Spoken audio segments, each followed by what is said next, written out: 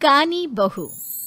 किशोरी लाल जी के बेटे राघव की शादी की बात जगह जगह चल रही थी, लेकिन किशोरी लाल जी को कोई लड़की पसंद ही नहीं आती थी। और उसकी एक ही वजह थी, किशोरी लाल जी का लालची होना। उनको लड़की वालों से मोटा दहेज चाहिए था और इसी चक्कर में एक दिन वो एक बहुत पैसे वाले के घर अपने बेटे का रिश्ता लेकर पहुंचे। उस आदमी का नाम था ओम प्रकाश। देखिए किशोरी लाल जी, मेरी एक ही बेटी है और मेरी सारी संपत्ति जायदाद सब कुछ मेरी बेटी नैना का ही है। पापा, नाम से लगता है बहुत खूबसूरत होगी। कितना अच्छा नाम है ना, नैना। ओ, वैसे बात तो सही है आपकी। अब इतना पैसा है, जमीन जायदाद है, इकलौती बेटी, आप भी क्या करेंगे? सब कुछ उसे ही देंगे ना। बिल्कुल ठीक पहचाना आपने। बस बेटी की शादी और सारी जायदाद उसके नाम। पापा, बिना देखे हाँ कर दीजिए ना। इतना अच्छा रिश्ता फिर कहाँ मिलेगा? माला माल हो जाएंगे हम। मैं अपनी बेटी को बुलाता हूँ। अरे नहीं नहीं नहीं नहीं, आपकी बेटी का नाम नैना है, सुनकर ही लगता है बहुत सुंदर होगी। रहने दीजिए अंकल, मैं तो आपकी बेटी के नाम से ही इतना खुश हो गया हूँ कि उसे बिना देखे शादी करने को तैयार हूँ। अब तो मैं उसका चेहरा सीधे शादी के बाद ही देखूंगा। और इस तरह राघव नैना का चेहरा नहीं देखता और उससे शादी कर लेता है। शादी के बाद अपनी सुहाग रात पर जब राघव नैना का घूंघट उठाकर देखता है तो नैना की आंखें बंद थी। कितने खूबसूरत हो तुम नैना, जरा अपनी आंखें खोलकर मेरी तरफ देखो तो सही। नहीं, मुझे शर्म आती है। अरे, मैंने तुम्हें शादी से पहले भी नहीं देखा, और अब अगर तुम आंखें खोलकर मुझे देखोगी भी नहीं तो मुझे अच्छा कैसे लगेगा? इससे पहले कि नैना अपनी आंखें खोलकर राघव की तरफ देखती, अचानक से लाइट चली गई और राघव नैना को पूरी तरह से देख भी नहीं पाया। अगली सुबह नैना राघव के लिए नाश्ता बनाकर लेकर आई। अरे ये क्या, आधा पराठा सेका हुआ है और आधा बिल्कुल कच्चा। ये तुमने क्या किया नैना? बहू, तुमने क्या आधा पराठा तवे से नीचे लटका कर रखा था, जो आधा सेका है और आधा कच्चा? मुझे जितना दिखेगा उतना ही तो सीखूंगी ना पापा जी।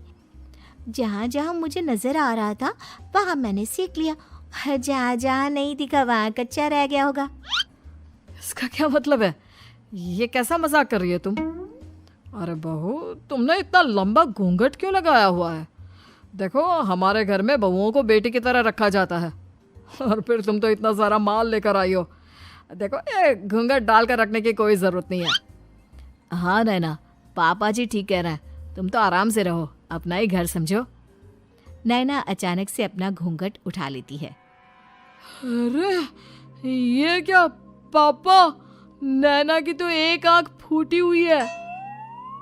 नाम से नैना, लेकिन ये तो कानी बहू निकली। मेरे साथ धोखा हुआ है, धोखा। बिना दिखाए अपनी कानी लड़की मेरे संग ब्याह दी। मुझे कानी बीवी नहीं चाहिए। मुझे अभी ओम प्रकाश जी से बात करनी पड़ेगी। आखिर उन्होंने मेरे साथ ऐसा किया क्यों? अरे, आप लोगों ने ही तो पापा से कहा था कि आप लोग शादी से पहले मुझे देखना नहीं चाहते। अब मेरे पापा पर क्यों इल्जाम लगा रहे हैं? अरे लेकिन उन्हें बताना तो चाहिए था ना कि तुम कानी हो, एक आंख से तुम्हें दिखाई नहीं देता। किशोरी लाल और राघव नाराज होकर ओम प्रकाश को अपने घर बुलाते हैं। पापा जी, ये आपने क्या किया? शादी से पहले बताया क्यों नहीं कि नैना की आंखों में परेशानी है? अरे, आप ही ने तो लड़की देखने से मना कर दिया था। और लेकिन आप बता तो सकते थे। आपको तो हमारी बेटी की प्रॉपर्टी चाहिए थी, वो भी पूरी की पूरी। अब क्या हुआ अगर उसे आधा दिखाई देता है? प्रॉपर्टी तो आपको पूरी मिल गई ना। अरे ये क्या बात हुई? मेरी शादी प्रॉपर्टी से नहीं, आपकी बेटी से हुई है।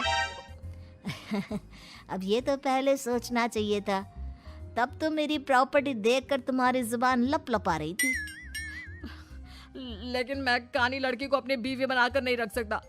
पापा, कुछ करिए ना आप। हाँ, करता हूँ। देखिए ओम प्रकाश जी, आप हमारे साथ ऐसा नहीं कर सकते।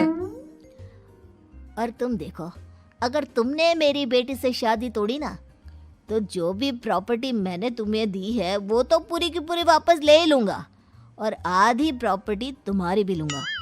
अरे मेरी आधी प्रॉपर्टी भला क्यों लेंगे आप? इसलिए क्योंकि मेरी बेटी को आधा नजर आता है और उसकी नज़र अभी तक तुम्हारी आधी जायदाद पर ही पड़ी है। अब तुम उसे घर से निकालोगे तो कुछ तो लेकर जाएगी ना। और अगर हम आपकी बेटी को अपने घर की बहू बनाकर रखे तो? तो तुम्हारी पूरी प्रॉपर्टी तुम्हारी ही रहेगी, और जो मैंने तुम्हें दिया है ना, उसमें से बस मैं आधा लेकर जाऊंगा। अरे लेकिन अब आप अपनी दी हुई प्रॉपर्टी में से आधी वापस क्यों लेकर जाएंगे? अगर मैं आपकी बेटी को अपनी पत्नी बनाकर रखने को तैयार हूं तो? इसलिए ताकि भविष्य में अगर तुम मेरी बेटी को धोखा दो तो उसके पास कुछ तो रहे जो पति का हो। वैसे मेरे पास तो बहुत कुछ है, लेकिन अपने पति की कोई निशानी तो उसके पास होनी चाहिए ना। अब अगर तुमने मेरी बेटी को कहानी कहा तो तुम्हें प्रॉपर्टी भी कहानी ही मिलेगी, पूरी नहीं। जमाए राजा।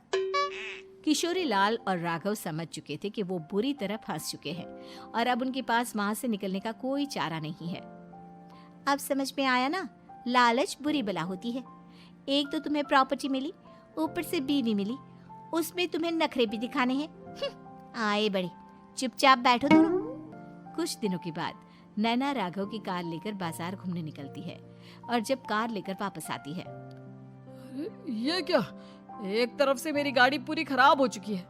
लगता है तुमने मेरी गाड़ी को किसी दूसरी गाड़ी के साथ एक्सीडेंट किया है। अरे अरे कितना बड़ा नुकसान कर दिया तुमने बहू। वो क्या है ना पापा जी, मुझे एक आंख से दिखाई नहीं दे रहा था, सामने से गाड़ी आ रही थी। मुझे तो सिर्फ आधा ही दिखाई दिया और वो गाड़ी मेरी कार से रगड़ते हुए निकल गई। अब मैं क्या करूं बताओ? आप इसे ठीक कराने के पैसे कौन देगा? तुम्हारे पापा? तुमने मुझसे इस तरह से बात की? अभी रुको। नैना राघव की शिकायत ओम प्रकाश को कर देती है। देखो राघव, अब जो मेरी आधी प्रॉपर्टी तुम्हारे पास थी ना, उसमें से आधी और मैं लेकर जाऊंगा, क्योंकि तुमने मेरी बेटी को डांटा। अरे नहीं नहीं पापा जी, गलती हो गई, माफ कर दो। गलती की तो कोई गुंजाइश ही नहीं। अगली बार मेरी बेटी को डांटा तो बची हुई आधी में से आधी और ले जाऊंगा। लालच के चक्कर में हम दोनों ने बहुत बड़ी गलती कर दी बेटा। एक तो तुम्हें कानी बहू मिली और ऊपर से जो माल मिला वो भी काना।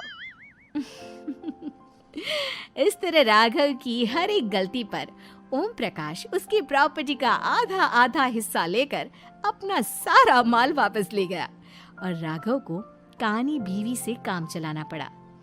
भाई लालच वाकई में बुरी बला है।